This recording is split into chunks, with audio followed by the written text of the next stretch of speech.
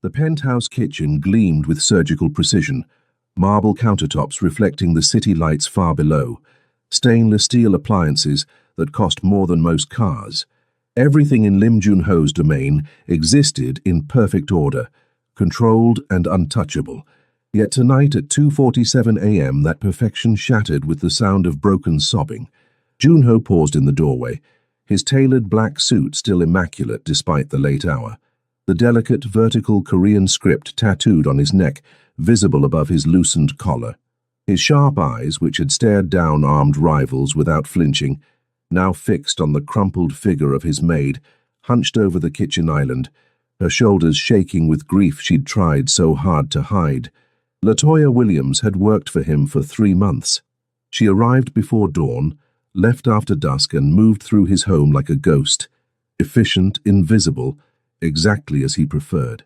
He knew nothing about her except that she cleaned better than the previous 5 maids combined, and never ever drew attention to herself. Until now. Something twisted in his chest, an unfamiliar sensation that he immediately tried to dismiss. He should walk away. Her personal problems weren't his concern. Yet his feet carried him forward, his polished shoes silent on the pristine floor. What happened? LaToya's head snapped up, her tear-streaked face reflecting pure panic. Her rich mahogany skin glistened with tears, her natural coils escaping the tight bun she always wore for work. Those warm brown eyes he'd never really looked at before, widened with mortification. "Mr. Lim, I'm so sorry. I thought you were still out. I'll clean this up right now. I'm so sorry." She scrambled to her feet, frantically wiping her face with her uniform sleeves, her hands trembling. "I asked what happened." His voice came out harder than intended, but Junho had spent 15 years in a world where weakness was death. Gentleness wasn't a language he spoke fluently anymore. "Nothing, sir. I apologize for the disturbance. It won't happen again." She kept her gaze down, her posture rigidly professional despite her obvious distress. Junho moved closer, studying her with the same intensity he'd used to assess a threat. Dark circles shadowed her eyes. Her uniform hung looser than it had a month ago. Her hands bore the rough, reddened texture of someone who worked multiple cleaning jobs, scrubbing away the sins of the wealthy while her own life fell apart in the shadows. "You're lying." He crossed his arms, his presence filling the kitchen like a storm about to break. "And you're terrible at it." A laugh bubbled out of her, half hysteria, half despair. "Yeah, well, I'm also terrible at keeping my personal life from bleeding into my work, so I guess tonight's just full of failures." Fresh tears spilled down her cheeks before she could stop them. "God, I'm sorry, I'll go. I'll come back tomorrow and make this right." "Sit." "Mr. Lim." That wasn't a request. He pulled out one of the pristine bar stools, his dark eyes locking with hers in a silent battle of wills. LaToya hesitated, clearly torn between fleeing and the magnetic pull of a man who commanded empires with nothing but his voice. Finally, she sank onto the stool, her entire body radiating exhaustion that went soul-deep. Junho moved to the rarely used liquor cabinet, pouring 2 glasses of whiskey worth more than her monthly rent. He slid one across to her, then leaned against the counter opposite, waiting. "I can't drink on the job," she whispered. "You're not cleaning right now. You're talking to me." He took a deliberate sip, his gaze never leaving hers. "And I'm running out of patience." Something in his tone, not quite threatening but absolutely unyielding, broke through her defenses. LaToya wrapped her fingers around the crystal glass, the amber liquid catching the light like captured fire. "My father." The words came out broken, raw. "He's dying. Stage 4 pancreatic cancer. The doctors gave him 3 months, maybe 6, with aggressive treatment." She took a shaky breath. "Treatment he can't afford. Treatment that insurance won't fully cover because apparently dying is only covered if you're rich enough to do it properly." Junho's expression didn't change, but his fingers tightened almost imperceptibly around his glass. "I work 3 jobs," LaToya continued, the words tumbling out now like a dam had burst. "Here, an office building downtown, and weekend shifts at a hotel. I've been sending every cent I can to his care facility, but it's not enough. It's never enough." She laughed bitterly. "Tonight, they called. said if I can't come up with $30,000 by Friday, they're transitioning him to hospice, basically telling him to go home and die comfortably instead of fighting. And your family? It's just me and my little brother, James. He's 12. Smart as hell, but he's just a kid. She finally took a sip of the whiskey, coughing slightly at the burn. Our mom passed when I was 16. Dad raised us alone, worked himself half to death to give us everything. And now, her voice cracked, now I can't even save him. Silence filled the kitchen, heavy and profound. Junho studied this woman who cleaned his floors and organized his life, seeing her clearly for the first time. The proud set of her shoulders despite her tears, the fierce love in her voice when she spoke of her family, the bone-deep exhaustion of someone who'd been drowning for so long that she'd forgotten what it felt like to breathe. In his world, he dealt in power, fear, and absolute control. People either owed him loyalty or stayed far from his path. Compassion was a weakness that got you killed. Sentiment was a luxury he'd abandoned long ago. Yet standing here, watching this woman break apart over a father she'd sacrifice everything to save, something ancient and long buried stirred in his chest. 30,000 by Friday, he said finally, his voice dangerously soft. Latoya nodded miserably. I've tried everything. Loans, crowdfunding, selling everything I own worth anything. But nobody's going to give $30,000 to a maid with no collateral and 3 maxed-out credit cards. She wiped her eyes roughly. I'm sorry. You don't need to hear all this. I'll finish out my shift. I'll give you the money. The world seemed to stop. Latoya's head snapped up, her eyes wide with shock. What? $30,000. I'll have it transferred to the care facility tomorrow morning. Junho set down his glass with deliberate precision. Your father will get his treatment. Mr. Lim, I can't accept. You can and you will. His tone left no room for argument. Consider it an advance on your salary. You'll work it off over time. It would take me years to pay back that kind of money. Latoya stood abruptly, her hands trembling. I can't be in debt to you for the rest of my life. Then don't think of it as debt. He moved around the counter, closing the distance between them until she had to tilt her head back to meet his eyes. Up close, he could see the golden flecks in her brown eyes, the elegant curve of her jaw, the strength that radiated from her despite everything life had thrown at her. Think of it as an investment. In what? In someone worth investing in. The words surprised him as much as they did her. Junho didn't make impulsive decisions. Every move in his world was calculated, strategic, designed to increase his power or protect his interests. Yet looking at Latoya Williams, with her tear-stained face and fierce pride and desperate hope, he found himself doing something completely irrational. He was choosing to care. I don't understand, Latoya whispered. Why would you do this for me? You barely know me. Junho reached out slowly, giving her time to pull away, and brushed a tear from her cheek with his thumb. The simple touch sent electricity through them both, a connection neither had anticipated. Because someone who loves that fiercely, he said quietly, deserves to have someone fight for them too. Before Latoya could respond, his phone buzzed with an incoming message. Junho glanced at the screen, his expression hardening instantly. The moment of vulnerability vanished, replaced by the cold mask of the man who controlled Chicago's underworld with an iron fist. I need to handle something, he said, his voice returning to its usual commanding tone. Be here tomorrow morning at 9. We'll finalize the details. Mr. Lim, that's not a request, Latoya. He turned toward the door, then paused, looking back at her with an intensity that made her breath catch. And stop calling me Mr. Lim when we're alone. My name is Junho. Then he was gone, leaving Latoya standing in his kitchen with a half-empty glass of expensive whiskey and the impossible, terrifying hope that maybe, just maybe, her father had a chance. What she didn't know was that outside, in the darkness of his penthouse hallway, Junho pressed his palm against the wall and took a slow, steadying breath. He'd just made a decision that broke every rule he'd lived by for 15 years. He'd let someone matter. He'd exposed himself to the one thing more dangerous than any rival's bullet. He'd started to care about someone whose life he could destroy with a single word, or whose death could destroy him in ways no enemy ever could. Latoya barely slept that night. She lay in her cramped studio apartment, staring at the water-stained ceiling, replaying the scene in Junho's kitchen over and over. His words echoed in her mind. Someone who loves that fiercely deserves to have someone fight for them too. At 4 a.m. she gave up on sleep and called the care facility. The night nurse confirmed that a transfer had already been processed, $30,000, paid in full, with instructions to begin her father's treatment immediately.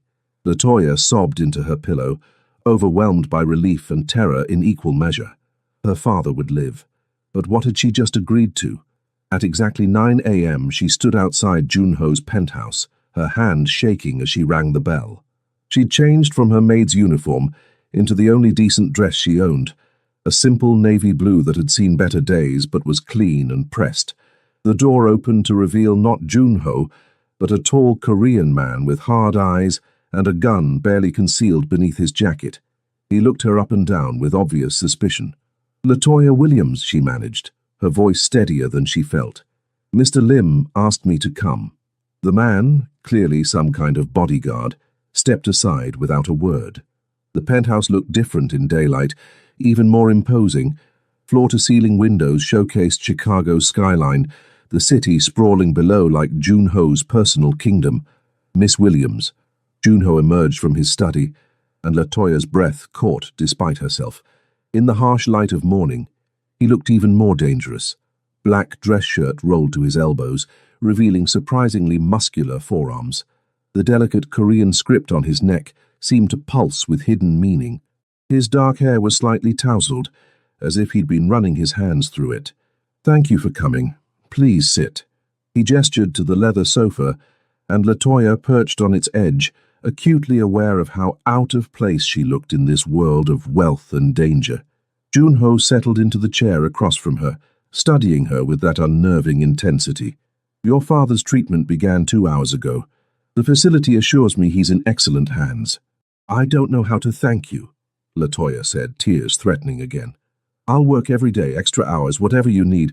"About that." He leaned forward, elbows on his knees. "I have a proposal that benefits us both more than you simply cleaning my penthouse for the next decade." Unease prickled down Latoya's spine. "What kind of proposal?" "I need someone I can trust in my home, someone who sees and hears everything but speaks to no one." His dark eyes held hers.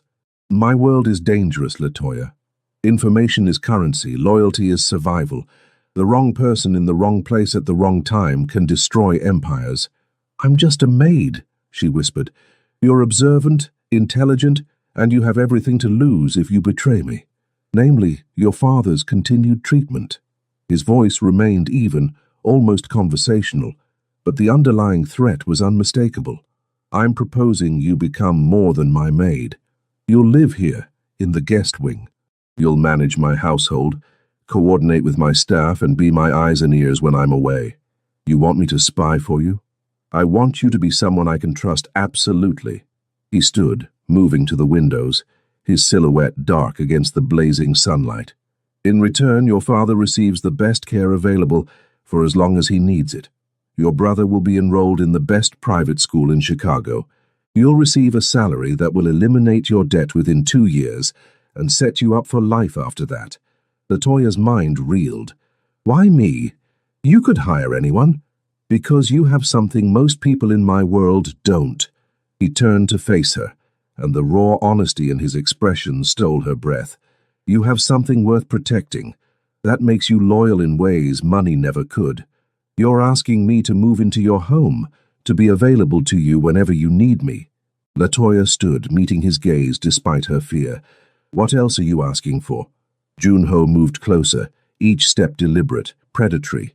He stopped inches away, and Latoya caught the scent of his cologne, something expensive and darkly masculine that made her head spin. "I'm asking for your presence, your loyalty, your discretion." His voice dropped to barely above a whisper. "I'm not asking for anything you're not willing to give. And if someone threatens me to get to you, then they'll learn very quickly what happens to people who touch what's mine." The possessiveness in his tone sent heat flooding through her body, terrifying and thrilling in equal measure. LaToya should run. Every instinct screamed that she was about to make a deal with the devil himself. But when she thought of her father, finally getting the treatment that might save his life, and James, who deserved better than the underfunded public school where violence was as common as homework. "I have conditions," she said firmly. Junho's lips curved into the ghost of a smile. "I'd be disappointed if you didn't. James visits whenever he wants. No questions, no restrictions." "Agreed. I'm not participating in anything illegal. I won't lie to police, I won't hide evidence, I won't—" "You'll never be asked to."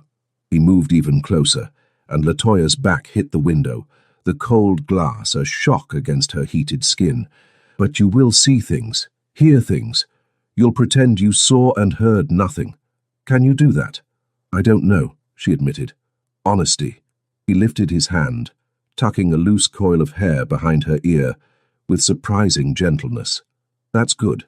That's exactly what I need from you. What if I can't do this? What if I fail? Then your father's treatment continues anyway." Junho's thumb traced along her jaw, and LaToya shivered despite herself. "I'm many things, LaToya, but I'm not cruel. Your father's life isn't conditional on your success. It's already guaranteed. Then why would I agree to this? Because you're not someone who accepts charity." His dark eyes saw right through her. "You need to earn this, to feel like you've paid your debt. And because, whether you want to admit it or not, you're curious about me, about this world, about what it would be like to stop being invisible for once in your life." He was right, and it terrified her. For 3 months she'd cleaned this penthouse while wondering about the man who owned it, the dangerous, powerful man who ran his empire from the shadows while living in ostentatious luxury. She'd caught glimpses of vulnerability beneath his cold exterior, moments of humanity that made her wonder who Lim Junho really was when he wasn't being the feared boss everyone else saw. "When would I start?" she asked quietly. "Now." He stepped back, giving her space to breathe. "Pack what you need. I'll send someone to help move your belongings this afternoon. I need to talk to my brother first. He deserves to understand what's happening. Bring him for dinner tonight. Let him see where you'll be living." Junho pulled out his phone, typing something quickly. "And LaToya, welcome to my world. Try not to get lost in it." The rest of the day passed in a blur. The bodyguard from earlier, whose name she learned was Kang Hyun-woo, drove her to her apartment in a car worth more than she'd earned in 5 years. He waited patiently while she packed her meager belongings, never commenting on the cramped space or worn furniture. Her best friend Shanice arrived just as she was finishing, taking one look at Hyun-woo standing guard and pulling LaToya into the tiny bathroom. "Girl, please tell me you know what you're doing," Shanice hissed. "That man out there is packing heat, and you're about to move in with his boss? This sounds like the beginning of a true crime podcast." "Dad's getting treatment, Shanice. Real treatment. He might actually survive." LaToya gripped her friend's hands. "I know it's crazy. I know it's dangerous, but what choice do I have? The choice to walk away before you're in too deep. I'm already in too deep." LaToya thought of Junho's hand on her face, the way his voice had gentled when he promised her father was safe regardless of her decision. "But maybe that's not entirely a bad thing." Shanice studied her with knowing eyes. "Oh no. Oh, LaToya, no. You're already falling for him, aren't you? Don't be ridiculous, I barely know him." "That's not a denial." It wasn't, and that scared LaToya more than anything else about the deal she'd just made. That evening she brought James to the penthouse. Her little brother's eyes went wide as saucers at the luxury surrounding them, but what surprised LaToya was Junho's reaction when she introduced them. The cold, dangerous man transformed. He crouched down to James's level, his expression softening in a way that made LaToya's heart ache. "Your sister tells me you're good at math," Junho said. James nodded shyly. "I like numbers. They make sense." "They do, don't they? Much more reliable than people." Junho glanced up at LaToya with something that might have been self-deprecation. "What do you say we order pizza, and you can tell me about what you're studying?" Over dinner. Expensive pizza that James declared weird but good. LaToya watched her employer with growing confusion.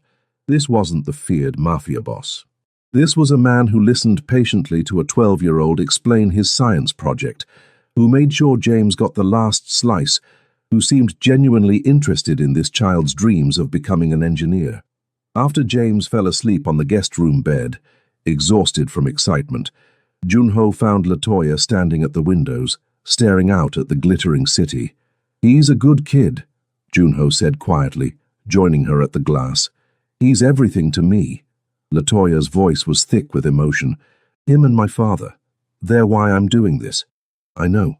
He was silent for a moment, then, "When I was 12, my father died. He was in the same business I'm in now. Got too ambitious. Trusted the wrong people. My mother couldn't survive it. She followed him 6 months later." Latoya turned to him, shocked by this glimpse of vulnerability. "I'm sorry. Don't be. It taught me the most important lesson of my life." His jaw tightened. "In this world, the only people you can trust are the ones who have everything to lose if they betray you. Family or—" He looked at her, and the intensity in his gaze made her knees weak. "Or people you make into family." "Is that what this is?" Latoya whispered. "You're making me family? I'm making you mine." He reached out, his fingers intertwining with hers, and Latoya felt the electric connection between them intensify to something almost painful. Whether that becomes family or something else entirely, I guess we'll find out. Before she could respond, Hyun-woo appeared in the doorway, his expression grim. "Boss, we have a situation." The transformation was instantaneous. Junho's hand left hers, his entire demeanor shifting back to cold authority. "What situation?" "The Park family is making moves on the South Side territory. 3 of our collectors didn't report in tonight." Junho's eyes went flat and deadly. "Handle it. I want answers by midnight." "You're not coming?" "No." Junho glanced at Latoya, and something fierce flashed across his face. "I'm staying here tonight. Send me updates." After Hyunwoo left, Latoya touched Junho's arm tentatively. "Is this what my life is going to be like? Men with guns showing up at all hours? Dangerous situations you can't explain?" "Yes." He didn't sugarcoat it. "But you'll never be in danger. I'll make sure of that." "How can you promise that when your own people are disappearing?" "Because I'll burn this entire city to the ground before I let anything happen to you or your family." The vow was spoken with such absolute conviction that Latoya believed him completely, and that should have terrified her. Instead, standing in Lim Junho's penthouse with her brother sleeping peacefully in the next room and her father finally getting the care he needed, Latoya felt something she hadn't experienced in years. She felt safe. The irony of feeling safest in the most dangerous place she'd ever been wasn't lost on her. But as Junho's hand found hers again in the darkness, their fingers interlocking like they'd always belonged together, Latoya made her choice.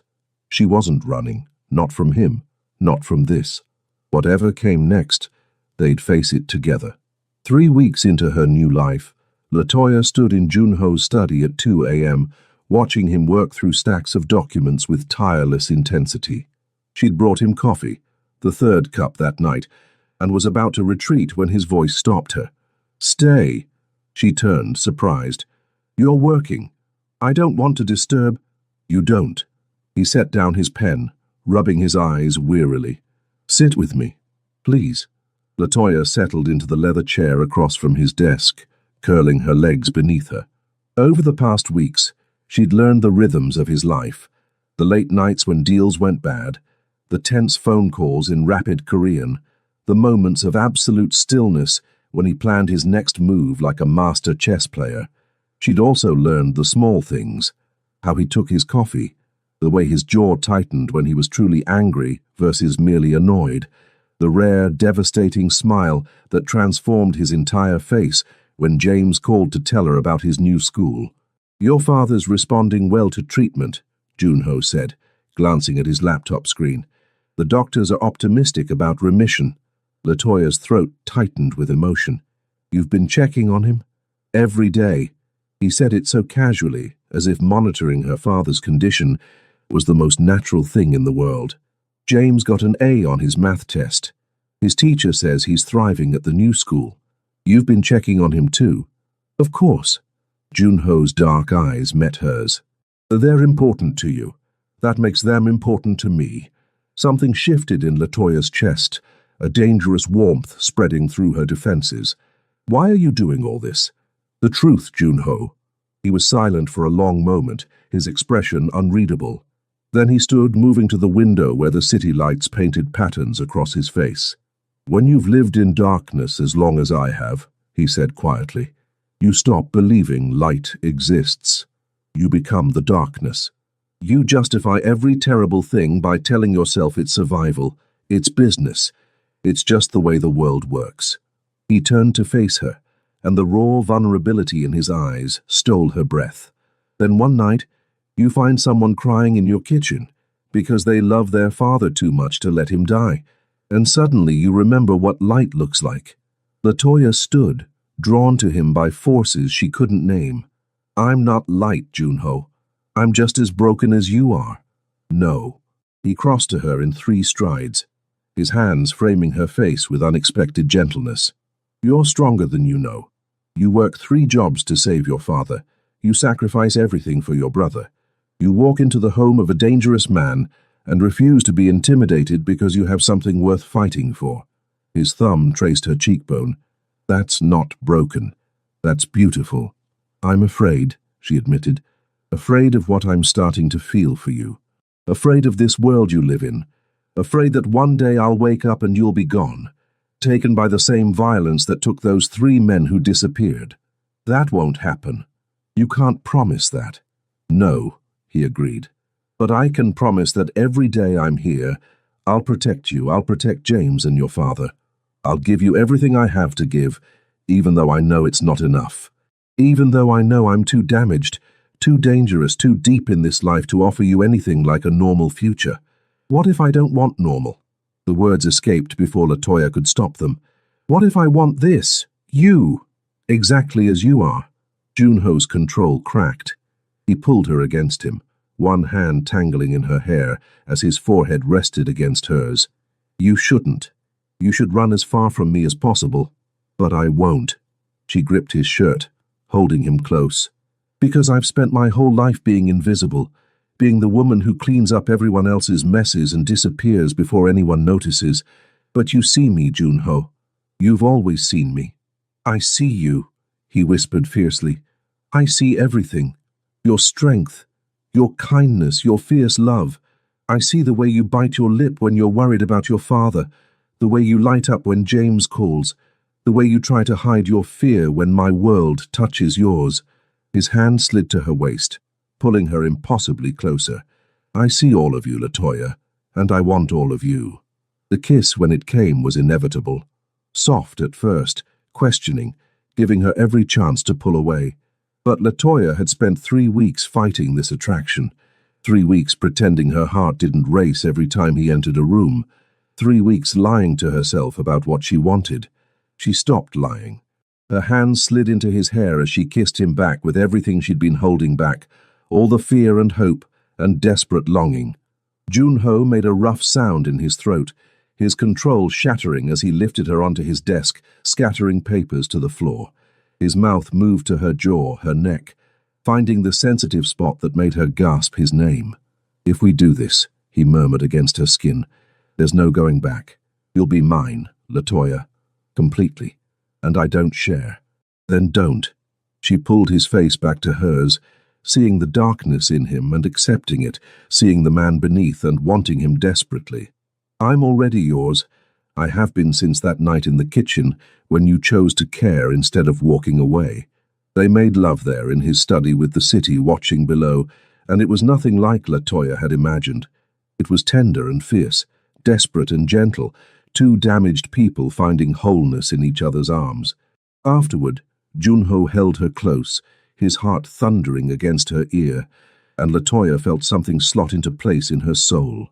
This was where she belonged, in his arms, in his world, no matter how dangerous. The morning after brought reality crashing back. Latoya woke in Junho's bed, a massive thing that probably cost more than her old apartment, to find him already dressed, his expression grim as he spoke in rapid Korean on his phone. She sat up, clutching the sheet to her chest, and watched as he ended the call with barely contained violence. "What's wrong?" "The Park family took out one of my distribution centers last night. Killed 2 guards." His jaw was tight with rage. "They're declaring war." "What does that mean?" "It means things are about to get dangerous." He sat on the edge of the bed, taking her hand. "I need you to take James and stay with Shanice for a few days. Maybe longer." "No." Latoya squeezed his fingers. "I'm not leaving you." "This isn't a discussion." "You're right, it's not." She met his eyes steadily. "You told me I was yours. That works both ways, Junho. I'm not running the first time things get difficult. People could die, Latoya, people will die. Then make sure I'm not one of them." She cupped his face, feeling the tension thrumming through him. "I understand what you do. I'm not naive. But I also know that if I leave now, you'll push me away to protect me, and I'll never get back in." He closed his eyes, warring with himself. "You're asking me to risk you. I'm asking you to trust me." She kissed him softly. "Trust that I'm strong enough for this. Trust that I choose you, knowing exactly what that means." "You're insane," he muttered, but pulled her close, his arms wrapping around her like armor. "Absolutely insane. Probably." She smiled against his chest. "But so are you. We're perfect for each other." The next few days proved how right she was. Junho's world erupted in calculated violence as he moved against the Park family with surgical precision. Latoya watched from the safety of the penthouse as he transformed into someone colder, harder, more dangerous than she'd ever seen. But late at night, when the meetings ended and the guards were posted, and the city held its breath waiting for the next move, he came to her. In her arms, the cold Mafia boss became simply Junho, a man carrying too much weight, fighting too many battles, desperate for the peace she somehow gave him. "I killed 3 men today," he said one night, his voice hollow as they lay tangled together in the darkness. Latoya didn't flinch. "Did they deserve it? They tortured one of my people, sent him back in pieces as a message. Then they got what they deserved." She kissed his shoulder. "I'm not going to judge you for protecting your own, Junho. That would make me a hypocrite considering you've protected mine. How can you accept this? Accept me? Because I see who you are when it's just us." She shifted to look at him, her hand over his heart. "You're not just the boss, you're the man who makes sure my father has the best doctors, who helped James with his science project over video chat because he wanted to be there for him. Who holds me like I'm something precious, even though your world is built on taking, not giving. You make me want to be better." His confession was raw. "You make me want to walk away from all of this and build something clean with you. But I can't. This life is who you are, I know." She kissed him deeply. "I'm not asking you to change. I'm asking you to let me stay beside you, exactly as you are." His phone rang then. Hyun-woo with an urgent update. As Junho moved to take the call, speaking in clipped Korean, Latoya watched him pace the room with the lethal grace of a predator. She should be terrified. Any sane woman would be. But she wasn't afraid. Not of him. Not of this. What terrified her was how much she'd come to depend on his presence, his touch, his rare smiles. What terrified her was realizing that she'd somehow, impossibly, fallen in love with a man who could destroy her with a word or protect her against the world. And when he ended the call and came back to bed, pulling her close with a possessiveness that should have felt suffocating, but instead felt like coming home, Latoya made a silent vow. Whatever came next, war, violence, danger, she wasn't leaving. She was choosing this life, this man, this impossible love that defied every rule she'd ever learned about what safety looked like. She was choosing Lim Junho, all of him, forever. The war with the Park family escalated faster than anyone anticipated. For 2 weeks, Latoya watched Junho barely eat, barely sleep, coordinating attacks and defensive moves with deadly precision. The penthouse became a fortress, guards on every entrance, security systems that would rival a government installation, bulletproof glass installed overnight. James couldn't visit anymore.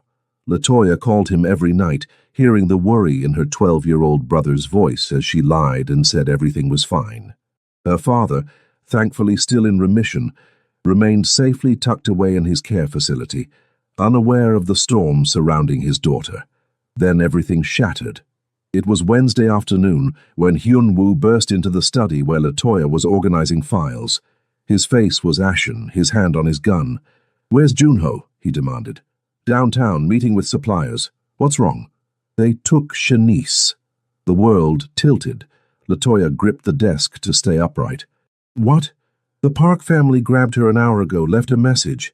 Hyun-woo's jaw clenched. "They'll trade her for Junho. Tonight, midnight, the old warehouse district." "No." Latoya's voice came out strangled. "No, they can't. This is my fault. She's only involved because of me. We need to reach the boss now." Hyun-woo was already dialing, but Latoya's mind raced ahead to the inevitable conclusion. Junho would go.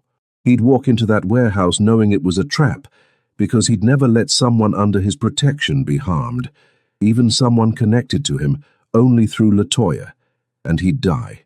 The certainty hit her like a physical blow. The Parks didn't want to trade.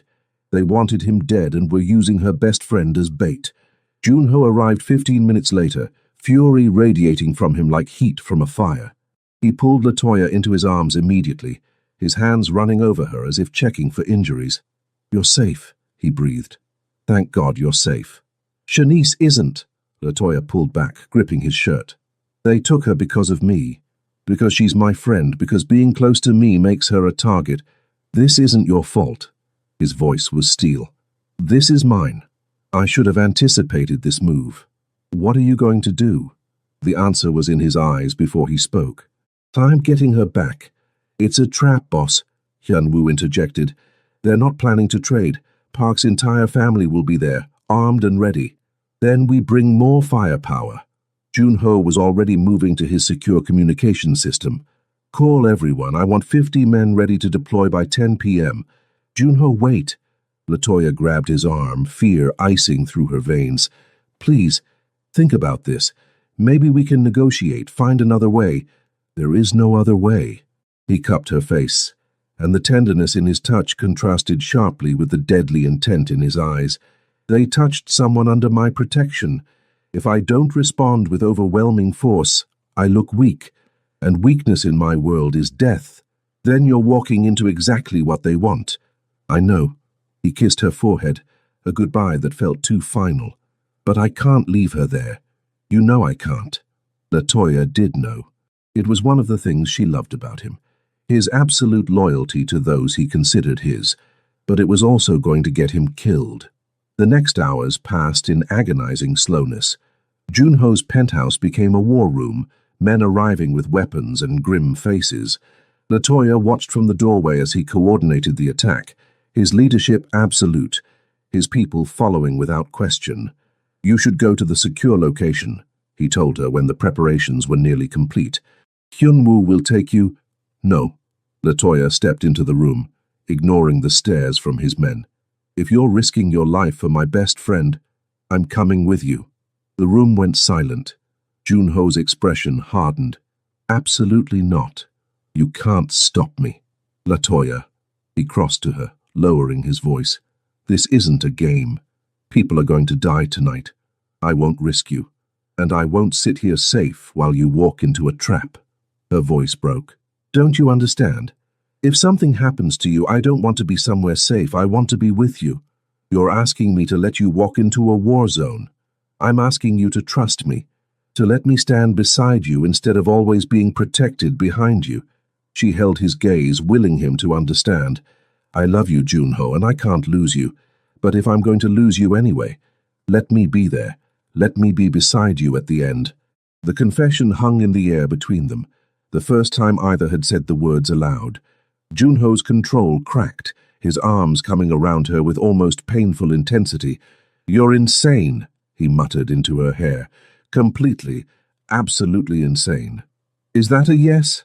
"It's a you're going to give me a heart attack, but I can't argue with you anymore." He pulled back, his expression fierce. "But you stay in the car, with armed guards. And if anything goes wrong, you run. Promise me." "I promise." It was a lie, and they both knew it. The warehouse district at night was something from a nightmare. Abandoned buildings creating shadows within shadows. The distant sound of Lake Michigan, a constant reminder of how many bodies had vanished into those dark waters. LaToya sat in the back of an armored SUV, flanked by 2 guards, watching Jun-ho gather his men. He'd changed into all black, a gun holstered at his side, his entire demeanor radiating lethal purpose. Before he moved out, he came to her window. She rolled it down, reaching for him. "Come back to me," she whispered. "Always." He kissed her hard, desperately, like a man going to war. "I love you, LaToya. Remember that. Whatever happens tonight, I love you." Then he was gone, moving into the darkness with his small army behind him. The first gunshots came 10 minutes later. LaToya watched in horror as the carefully planned extraction devolved into chaos. The parks had more men than anticipated, dozens emerging from buildings that should have been empty. Jun-ho's people fought back with professional efficiency, but they were outnumbered. Through the windshield, she saw Jun-ho take down 3 men with brutal efficiency. His movements controlled violence, but then someone tackled him from the side, and they went down in a tangle of limbs. Without thinking, LaToya threw open the car door. "Ma'am, no!" One of the guards grabbed for her, but she was already running, her heart pounding, every instinct screaming at her to get to him. She zigzagged between abandoned cars, staying low, moving toward where she'd seen Jun-ho fall. Gunfire echoed around her, close enough that she felt the air displacement of bullets passing too near. Then she saw him. He was on his feet again, blood streaming from a cut above his eye, facing down 3 men. Behind him, through a broken window, LaToya spotted Shanice, bound and gagged but alive, in what looked like an old office. LaToya made a split-second decision.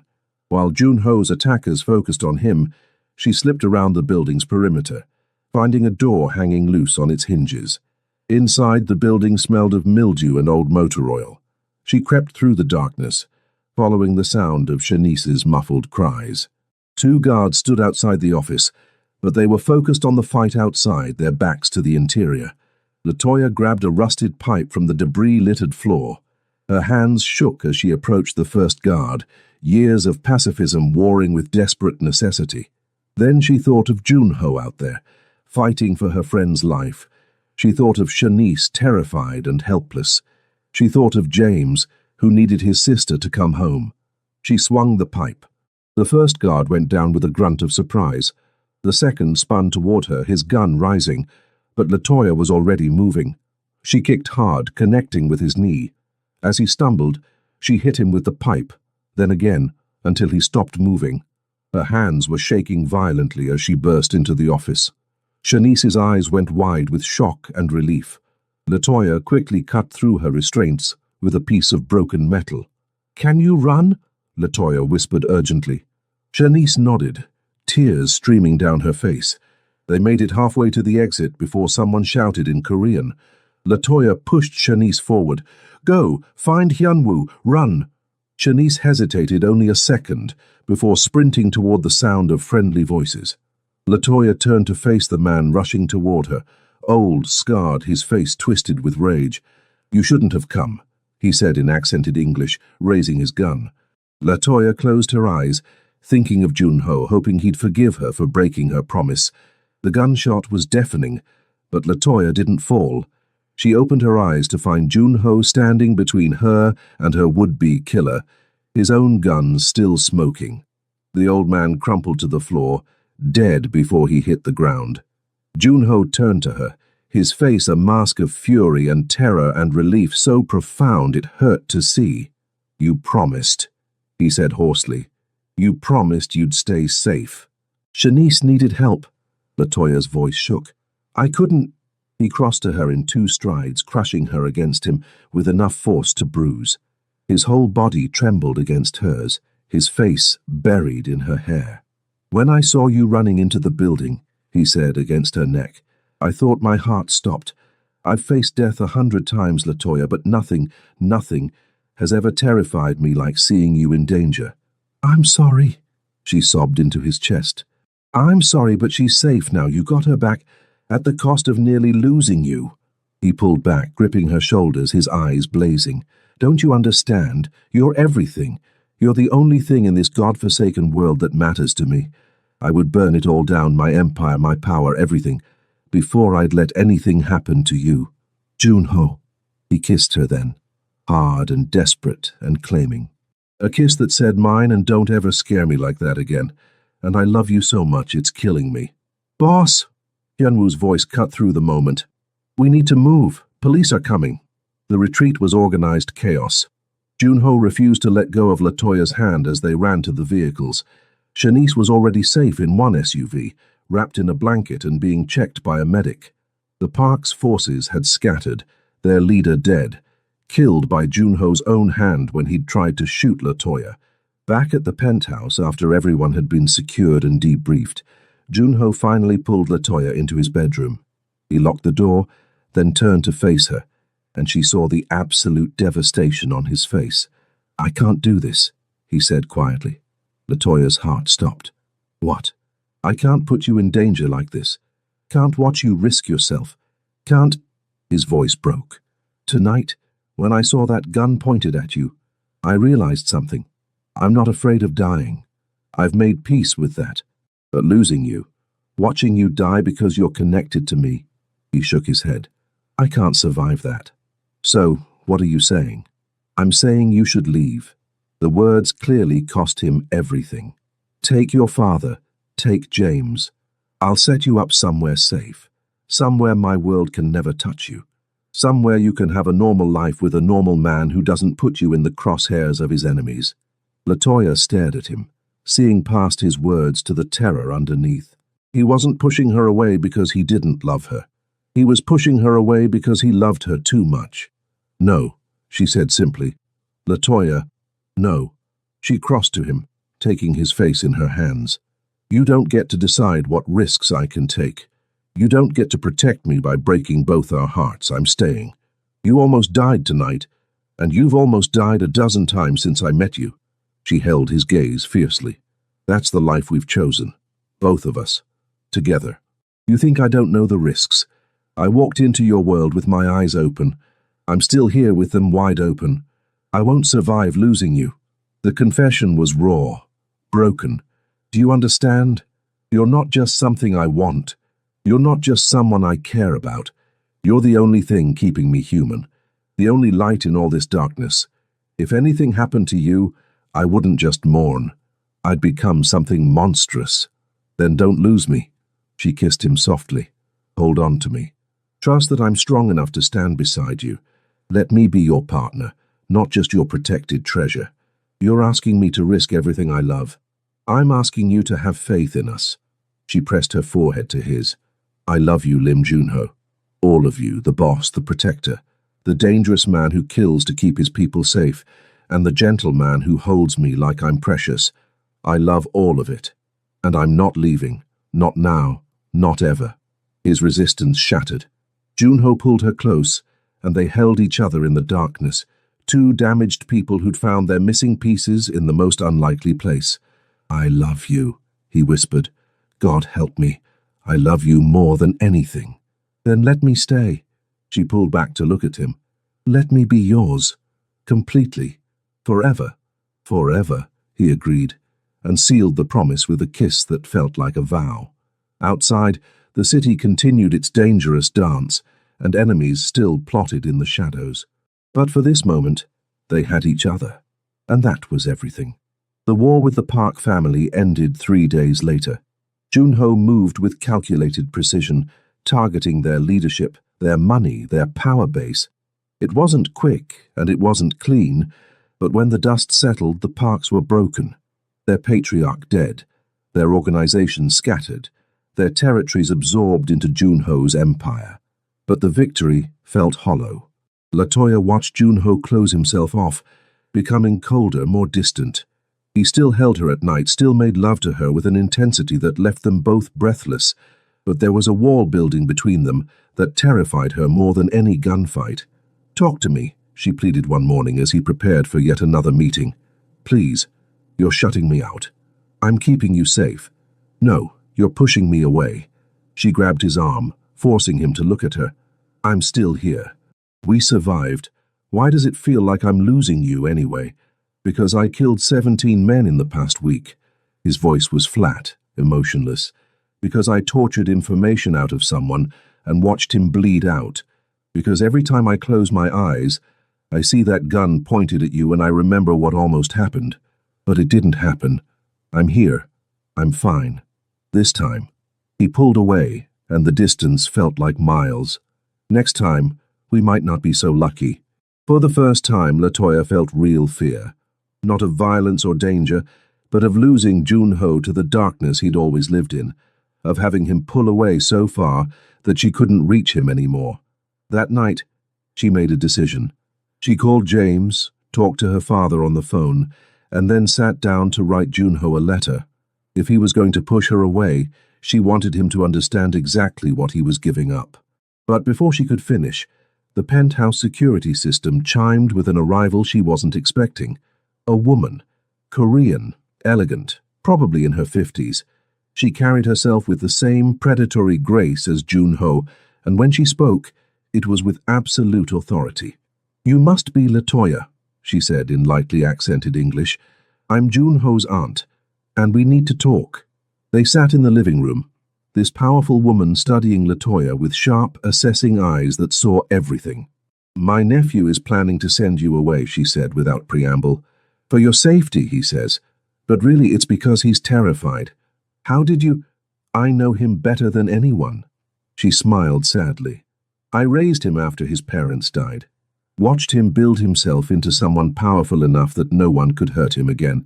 But power is lonely, Miss Williams. And my nephew has been lonely for so very long." "Then why are you telling me this? If you care about him." "I'm telling you because I've watched him these past months.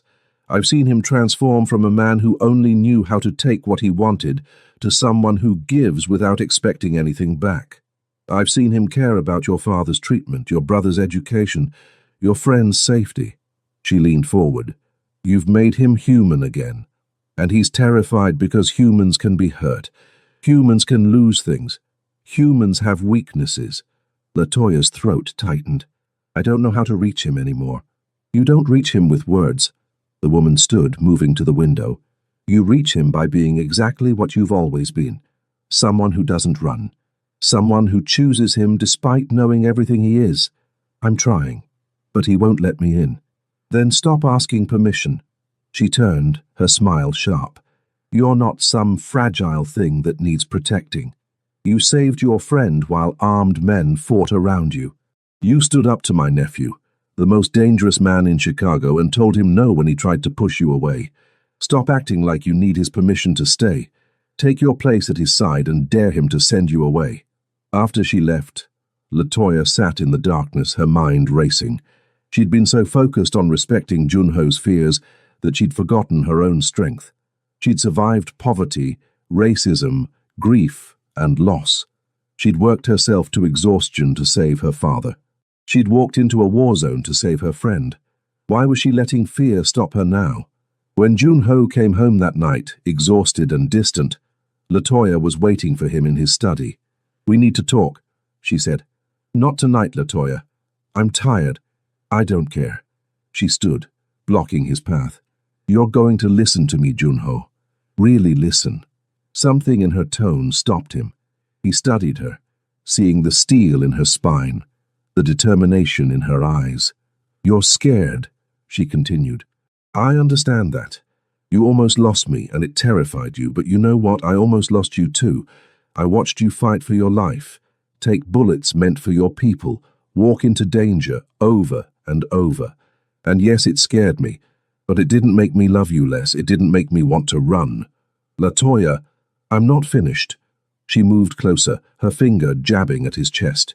"You think you're protecting me by pushing me away? You're not. You're just making us both miserable. Because here's the truth, Lim Junho. I'm not going anywhere. You can send me away 100 times and I'll find my way back. You can build walls and I'll tear them down. You can try to be cold and distant, and I'll keep loving you anyway, until you remember how to love me back." "I never stopped loving you," he said hoarsely. "Then stop acting like it. Stop treating me like some precious thing that'll shatter at the first sign of trouble. I'm strong enough for this. I'm strong enough for you, for your world, for whatever comes next. But I need you to believe that. I need you to trust me. How? His control was cracking, emotion bleeding through.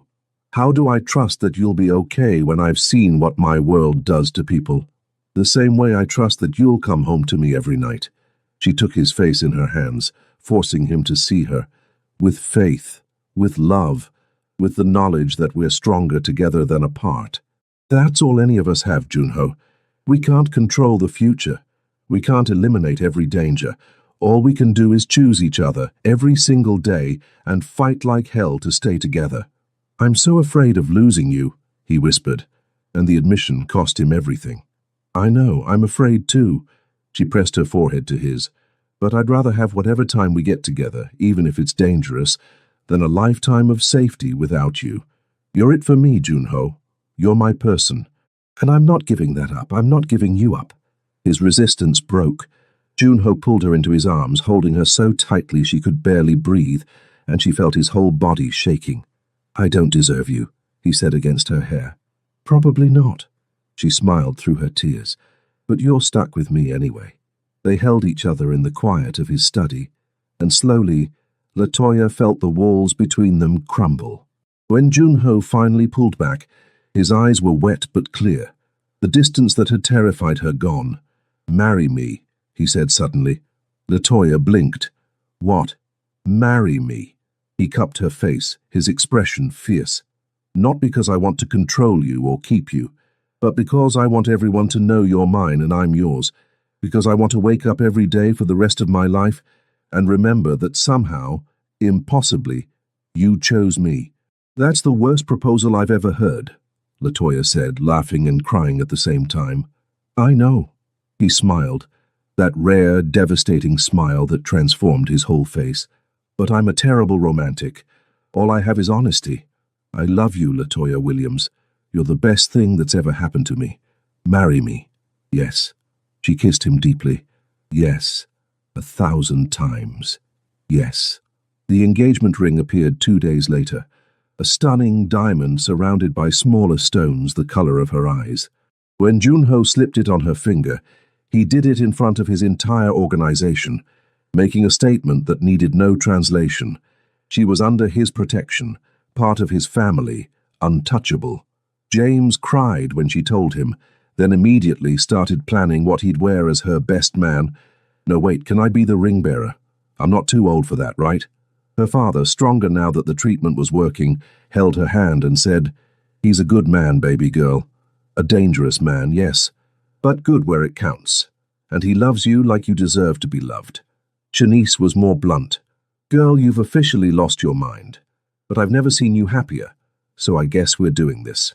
The wedding was small, just family and Junho's closest people. They held it in the penthouse at sunset, the city spreading out below them like a kingdom they'd conquered together. When Junho said his vows, I promise to protect you, cherish you, and love you for as long as I draw breath. You are my light in the darkness, my reason for fighting, my home. Latoya saw tears in his eyes for the second time since she'd known him. Her own vows were simpler. I choose you. Every day in every way, I choose you. I choose this life, this love, this impossible beautiful thing we've built together. I'm yours, Junho, forever. When they kissed, sealing promises that felt sacred, despite being witnessed by men with guns and dangerous pasts, Latoya felt something settle deep in her soul. This was where she belonged. Not in the safe, small life she'd once imagined, but here, in the penthouse of a Mafia boss, surrounded by danger and darkness, held by a man who'd killed to keep her safe, and would die to protect her. That night, lying in Junho's arms as his wife, Latoya thought about the journey that had brought them here. From tears in a kitchen to vows at sunset, from employer and maid, to lovers, to partners, to spouses. What are you thinking? Junho murmured, his fingers tracing lazy patterns on her skin. That 6 months ago I was working 3 jobs and drowning in debt and grief, and now... She turned to look at him, seeing the man beneath the boss, the vulnerable beneath the dangerous. Now I'm married to the most powerful man in Chicago, and I've never been happier. No regrets? Not one. She kissed him softly. You? Only that I didn't find you sooner. He pulled her closer, his heartbeat steady against her ear. But I have you now, and I'm never letting go. Outside, the city glittered with 1,000,000 lights, each one a story, a dream, a life unfolding. And in the penthouse high above, two people who'd found each other in the darkest of places held tight to the light they'd created together. 1 year later, LaToya stood in the penthouse kitchen, the same kitchen where she'd once broken down in tears, never imagining the life that would follow. The space had changed. Fresh flowers on the counter, photos on the fridge, James's latest school project spread across the island. It felt like a home now, not just a pristine showpiece. Her father's laughter echoed from the living room where he and Jun-ho were teaching James chess. The treatment had worked. He was in full remission, stronger than he'd been in years. He'd moved into a beautiful apartment nearby, close enough to visit daily, but independent enough to maintain his pride. Janice arrived moments later, her girlfriend in tow, both of them carrying bags of takeout for the family dinner that had become a Sunday tradition. "How's married life?" Janice asked, hugging LaToya tight. "Complicated, dangerous, perfect." LaToya smiled, spinning to show off her outfit, a designer dress that Jun-ho had surprised her with last week. "Who knew I'd end up as a Mafia wife?" "Girl, I knew the moment I saw you look at him." Janice grinned. "How you got that I'm gonna love this dangerous man and nobody can stop me energy?" As the evening unfolded, food and laughter and James showing off his chess victory, LaToya felt Jun-ho's hand find hers under the table. She squeezed back, their wedding rings clicking together softly. This life wasn't safe. There were still threats, still dangers lurking in the shadows of Jun-ho's world, but they faced them together, two people who'd chosen each other despite every reason not to. Later, after everyone had left and James was asleep in the guest room, Jun-ho pulled LaToya onto the balcony. The city sprawled before them, alive and glittering and endless. "I have something to tell you," he said, his arms wrapped around her from behind. "If it's about another turf war, I don't want to know until morning." He laughed, that deep, genuine sound that she'd learned to coax from him. "No war. Something better." He turned her to face him, his expression soft in the moonlight. "I'm stepping back. Not out, but back. I'm promoting Hyunwoo to handle day-to-day operations. I'll still run things from here, but less directly, less dangerously." LaToya's breath caught. "Why?" "Because I want a life with you that's about more than survival. I want family dinners and quiet mornings, and growing old together without constantly looking over our shoulder." He cupped her face tenderly. "I want to be a man worthy of the woman who saved me in that kitchen a year ago." "You're already that man," she whispered, tears gathering in her eyes. "Then I want to be a better version of him." He kissed her softly. "For you, for us, for whatever comes next." "Whatever comes next," LaToya agreed, holding tight to the man who'd become her everything.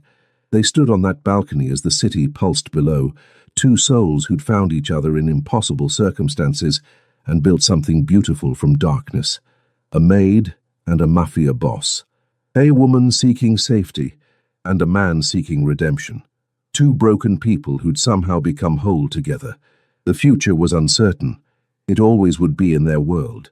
But standing there in Jun-ho's arms, feeling his heartbeat against hers, LaToya knew with absolute certainty that wherever the future led, they'd face it together. Because love, real love, the kind that survived bullets and tears and impossible odds, wasn't about safety. It was about finding someone worth fighting for. And she'd found hers,